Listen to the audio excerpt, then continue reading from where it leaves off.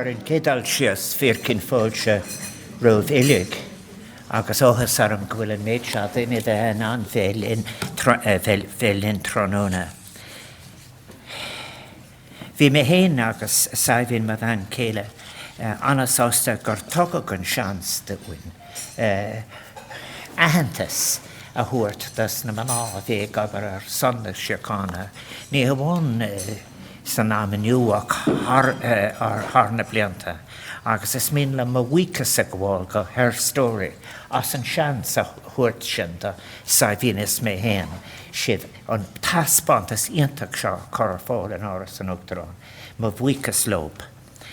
May I just say that Sabina and I were so pleased to be offered the opportunity of hosting this exhibition here in Áras an Uachtaráin, and I have just expressed my gratitude to HerStory for giving us this opportunity of being able to pay tribute to all of to such wonderful women who have made such a significant contribution. You are most welcome, all of you, to Áras an Uachtaráin. This room is called after the first president, Douglas DeHita, and Creevin Even. It's called the Hyde Room. I think it's very important as people make recollections of the 25th anniversary of the Good Friday Agreement, the Belfast Good Friday Agreement, that people realise, stretch their minds to all of those who have been working in different ways for peace, and to recognise the essential contribution that women have made to the momentous and critical task of peace building. Peace building is not something on paper, but it is something that is in experience. And of course, that role is a role that includes the Belfast Good Friday Agreement of 1998. So when we were given the opportunity of hosting the Peace Heroines exhibition, curated by HerStory here, we acknowledge, in doing so, we acknowledge and pay tribute to what was an important, and I use the word carefully, emancipatory contribution by women, because it is a breaking through different blockages towards what is the true experience of life. And this exhibition consists of, as a series of pull-ups and portraits commissioned by HerStory, is part of a multidisciplinary storytelling platform that celebrates the role of women in the building of peace in Northern Ireland, from grassroots up to government levels, and in doing so, it captures a diversity of voices and perspectives, featuring 30 women's stories, including my dear friend Bernadette McAllisker, who sends her apologies that she cannot be here. She'd hoped to be. Monica Williams, who I'm so pleased to see. Pearl Sagar, Linda Irvine, Pat Hume, Baroness May Blood, with whom I had such wonderful meetings here in Áras an Uachtaráin, Mo Molan, Sadie Patterson, to name just a few. I must say as well, Sabina had a medical appointment that she couldn't change, so that is, she sends her apologies have not been here. But she was briefing me earlier on the telephone, was saying, these are great women who said you should meet as managers as well. And I agree with her. Last February in Enniskillen, as part of a conference on the topic of women's voices in peace building, the unfinished work of the peace process, at the All-Ireland Women's Forum Conference, Sabina and I were privileged to be part of a gathering which placed appropriate emphasis on women's role in peacekeeping, peace building, peacekeeping, peace sustaining, the importance of partnerships, of cooperating together, including across divides, for the purpose of creating the conditions for peace and the crafting of a future that would be one of a harmonious, shared existence together. So I'm really delighted that the role of cooperation and the power of partnerships are explored in the exhibition which we host today. Partnerships such as Peace People, Women Together, Peace Players, Derry Peace Women, the special dynamic that has been forged between Shankill and Falls Women's Centres through the leadership of Eileen Weir and Susan McCrory, and of course the Northern Ireland Women's Coalition. It's wonderful to see so many representatives here. And the portraits displayed today include those, of course, of Pat Hume, Baroness Blood and Sadie Patterson, all of whom we have sadly lost. Their contribution and legacy lives on.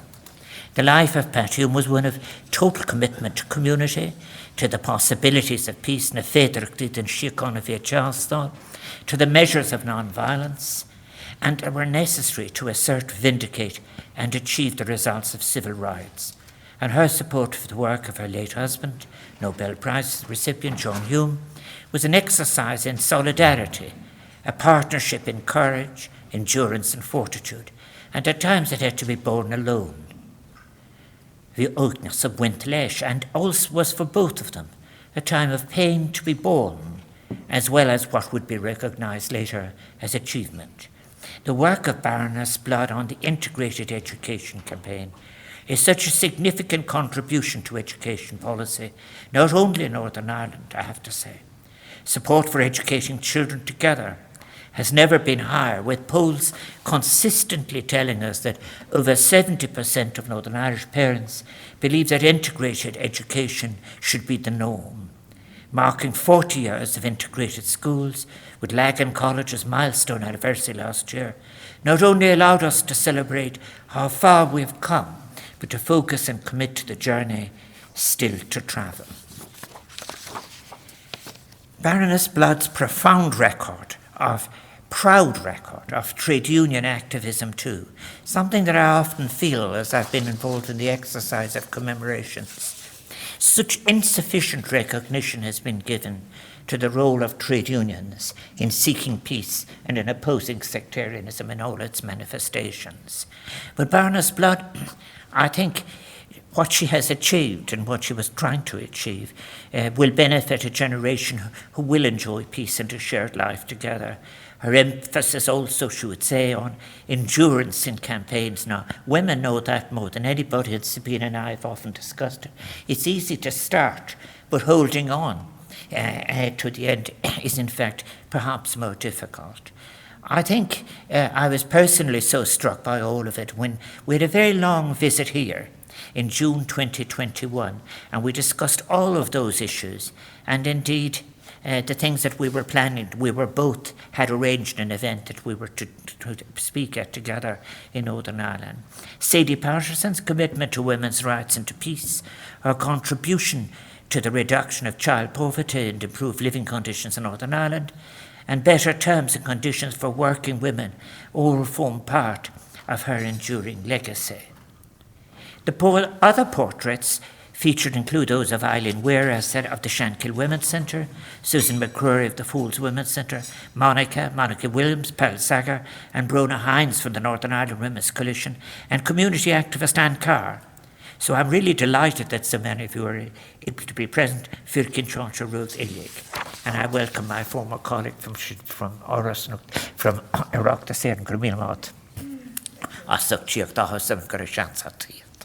The Women's Coalition, in its rejection of traditional partisan sources of division within what was male-dominated politics, played a vital role in the delivery of an alternative context that could carry the Good Friday Agreement.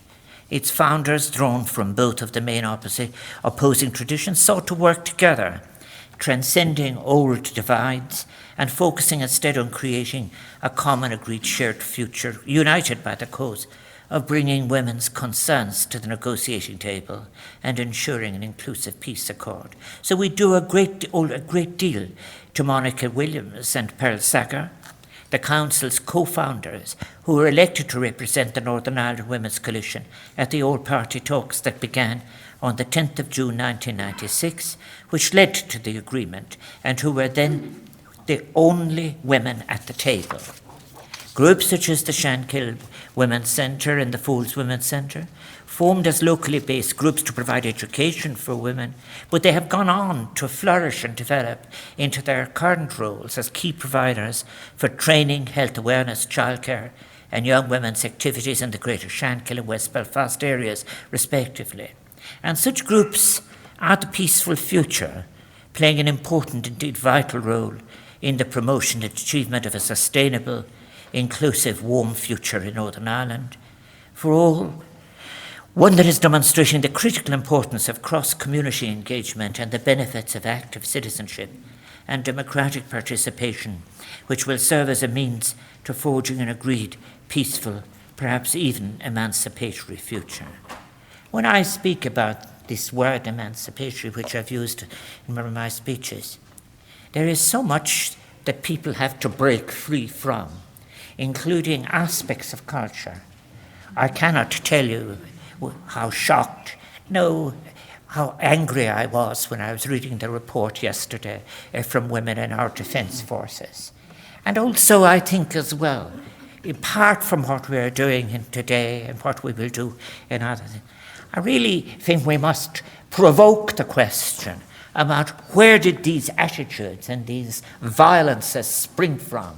And I think many academics, including myself, often, I remember a very old essay in sociological theory, putting the body back in.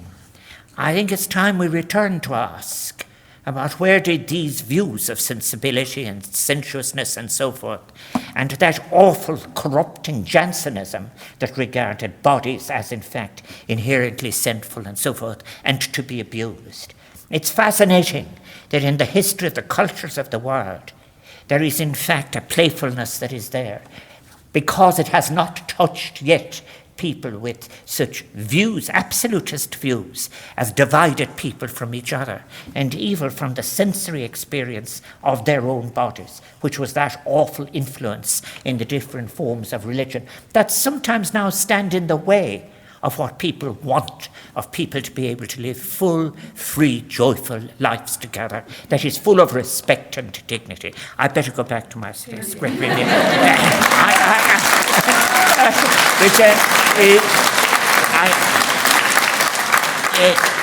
In the institutional sense, women remain poorly represented in political life in Northern Ireland, the Republic of Ireland, and in Great Britain. The number of elected public representatives who are women remains far too low, and national level political discourse remains far too dominated by men.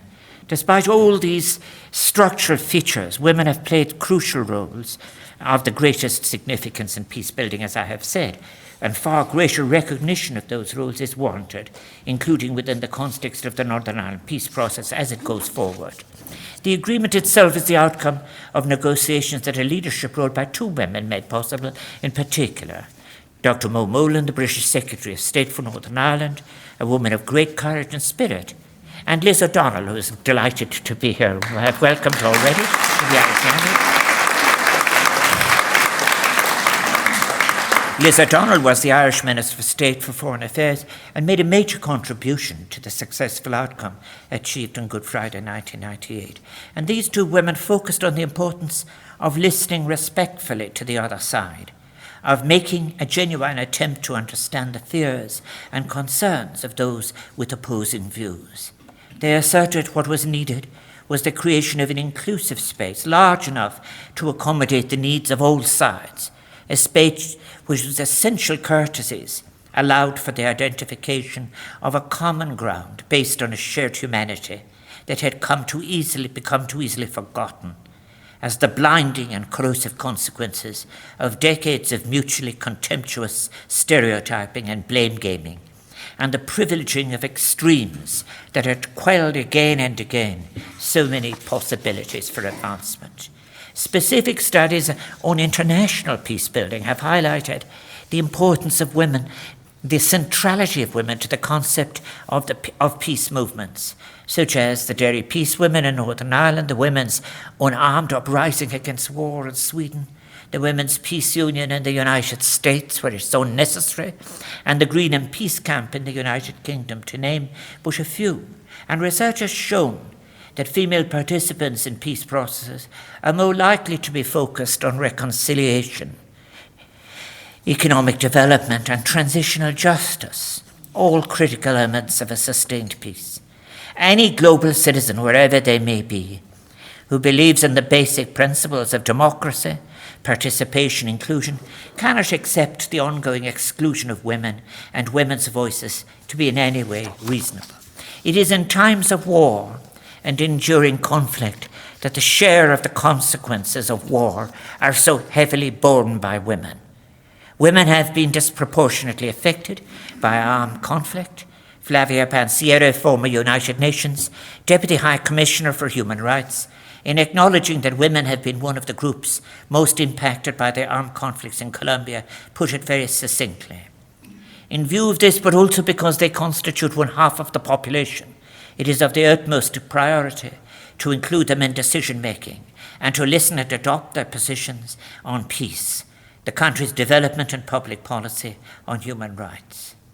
And I have to say that looking back over my own life and public life, that it is horrific to have to recognize, even in the most recent conflicts, that rape is on the increase as an instrument of war, and that violence against women, even young women, for example, gathering basic materials for firewood or whatever from the refugee camps, has increased rather than decreased. But all of the efforts of those organizations that seek to empower women as agents of change deserve our strong support. Women experience conflict and migration in a unique way, as all those accounts tell us, taking into themselves the pain and insecurity of family members, and therefore bring a unique set of skills and expertise to the negotiating table.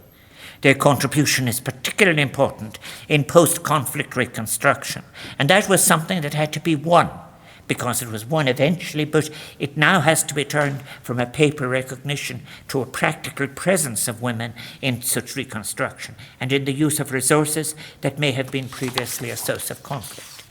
So yes, at the United Nations, as I have said, and the Universal Declaration of Human Rights, those are great foundational documents, and they do affirm recognition of the inherent dignity, of the equal and inalienable rights of all members of the human family, is the foundation of freedom, justice, and peace in the world. But however, if we are to create such a world where all of our fellow citizens can live in peace, security, safety, respect, and dignity, we must not only reject all forms of violence, but envision and bring to fruition an inclusive, sustainable, diverse world, one that can be shared equally by all citizens in all of their wonderful diversity. And there is no cultural absolute that should stand in the way of that. Many of you gather today who work in non-violent ways to end conflict through dialogue, negotiation, peaceful protests, are more than sowing seeds. You are demonstrating the great power of positive, collaborative action in effecting real and lasting change, and doing so with compassion, wisdom, foresight, kindness. And those words that end in the double S's, like goodness, kindness, and so forth, are now less popular in the Western world than they are in the Eastern world, because they're perceived as soft, but they are very important, and they're so important that you're using them in your work. When the United Nations 2030 Agenda was adopted with its related Sustainable Development Goals, our collective blueprint for a more inclusive and sustainable world made specific mention of women's role and participation in peace building.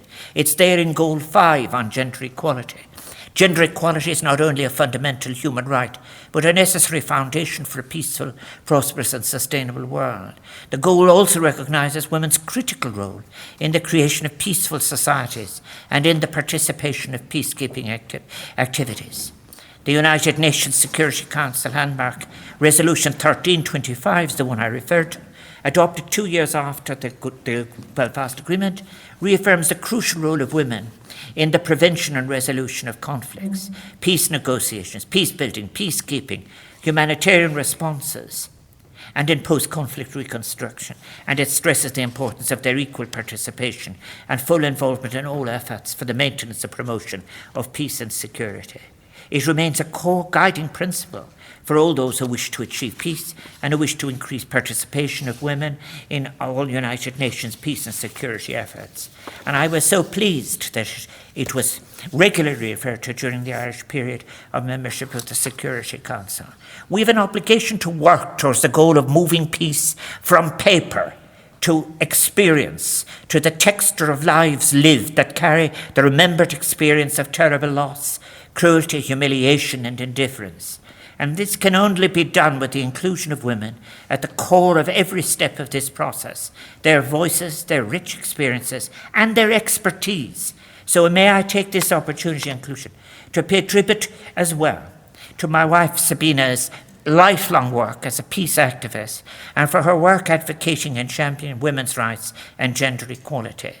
And I want to take this public opportunity of thanking all those who have contacted and written to Sabina, saying how much they in fact appreciated her concerns for peace. Yes, we've achieved much on this island by working together for a peaceful resolution, to face up to historical wrongs, to heal painful wounds of what we refer to perhaps insufficiently as the Troubles. But there remains so much to be done to achieve an island at lasting peace, with an ability to recall ethically, transact history, and live harmoniously together. I know that the women of Ireland, North and South, will continue to rise to this challenge on Dúchlan Sin, as they have done so on so many occasions before, as we carve out a future of sustained, inclusive peace and reconciliation on the island that we share, the island of Ireland. Let us celebrate then, as we have the great contribution that women have made to this island, to building and sustaining peace, to inclusion, to life, equality and sustainable society and economy. And let us commit to working together to build on all of this great effort, helping to end all forms of discrimination, inequality, exclusion in an island at peace. Mo fuicas liv iliog, is grim gach banach doritan in the hiractim eker shulagi san tawaki, bergach banach, mille fuicas.